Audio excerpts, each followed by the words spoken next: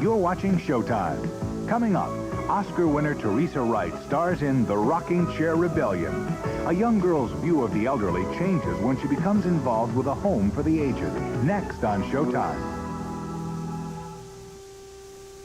On the next episode of Brothers, Lou's nephew comes to visit. He knows how to talk to kids. He thinks like a kid. He has no choice. Lou's got all kinds of great things planned. What do you say we grab 8 or 10 hot dogs and throw up? Kelly and Donald had an extra ticket, and so they wanted to know if I could do the ballet with them. But Lou and Harry just don't like the same things. This kid don't even want to hear about the spitting wars at Yankee Stadium. So that's why you dumped him. Because he doesn't care about spit. I dumped him because I just can't seem to toughen him up. Why don't you have an Eskimo chew on him and hang him in the sun for a couple of days? Can Lou convince Harry that baseball is better than ballet? On the next episode of Brothers, only on Showtime. What's Gary up to next? Well, here's the central conflict. Gary single-handedly tries to revive the career of Laffy. Not Lassie, Laffy. Well, that explains it. Explains what, Leonard? The howling that was coming from your bedroom last night. Oh, like that's the first time. But he ends up in Leonard Smith's doghouse. Dogs are streng verboten. I think you all remember Leonard Smith from Hogan's Heroes, don't you? Either the dog goes or Gary does on the next episode of It's Gary Shandling Show, only on Showtime. But keep in mind, most series rarely lose their main character in mid-season. Here we go again. The final chapter in the epic Star Wars trilogy is coming to Showtime. The Return of the Jedi. Luke Skywalker, now the last of the Jedi Knights, must face the master of the dark side, the ultimate evil in the universe, the Emperor himself. Showtime presents the final battle for freedom in that galaxy far, far away. The Return of the Jedi. Come on in to the world's richest neighborhood. Is that the new pool man? And see what happens Hey!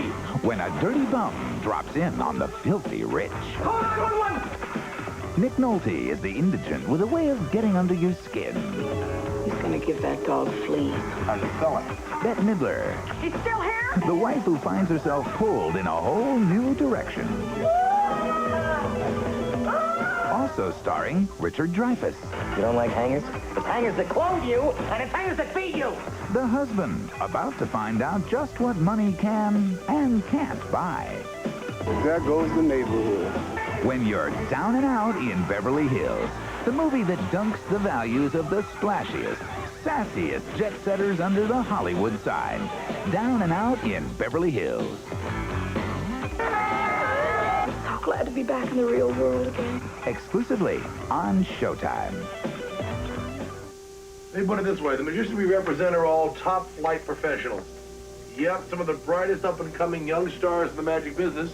Every one of them has a live rabbit. Houdini, Doug Henning, David Copperfield? No, it's the unique duo Penn and Teller, and they star in the Showtime comedy spotlight, Invisible Thread. The pair is well known for their performances in their own off-Broadway play in New York, and their many appearances on Saturday Night Live and Late Night with David Letterman. Although Penn and Teller are very accomplished magicians, magic is only a part of their act. Hi, we're Penn and Teller. We're professional magicians. We'd like to show you a miracle. Ooh, nice sunglasses. These are... The fun began when Penn and Teller first met 11 years ago. At the time, Penn was working as a dishwasher, and Teller, who claims to have forgotten his first name, was of all things a Latin teacher. It is Penn who does all the talking for the twosome, but it's together they've been entertaining audiences with their acerbic wit and wonderful magic tricks. I have no interest at all in real miracles. The love that I have is the fact that it's faked. I don't believe that kind of let your mind wander into illusion and slip away. That's no fun. I think the fun is in the trickery. The fun is in the swindle. And I always try to shy away from words like illusionists or magicians because it's much more romantic to me, really, to call oneself a swindler or a charlatan. The director of Invisible Thread is Bob Balaban, a well-known actor turned director who's starred in the films Close Encounters of the Third Kind and 2010. As director, Balaban had the opportunity to see the two stars as few people do. It's magical because it's amazing, I think, that people can perform in this way. I mean, I find it very unique. they do magic tricks in it. That's really the least important part of it. But because it's the least important part of it, they have to do it better than anybody else. So they do it beautifully and then just throw it away. And then it's just very special. You know the rules of the shop, Wally. What we sell here are secrets. And once you know a secret, you can't return it. So give Teller the $4.95 and we'll tell you all about Invisible Thread. Penn describes what makes their act so different. The only thing we've come up with is two very eccentric guys who've learned how to do a few cool things. And I think that's about the description that stays about the same. We just, we get an idea that we think is interesting or funny or a little bit wacky and most often fairly creepy, and we just do it. Penn and Teller's Invisible Thread premieres March 16th on the Showtime Comedy Spotlight. If there's nothing you'd rather do than sleep, gather round for a story that could wake the dead. On the next all-new episode of Showtime's Fairy Tale Theater. He's known as Rip Van Winkle, but his wife has some other names for him. You're impossible. The laziest, most lackadaisical... That's not really necessary. But likable fellow in the Hudson Valley. They're going to point at me and say, there goes Rip Van Winkle, the most industrious man in the village. He's a dreamer, all right.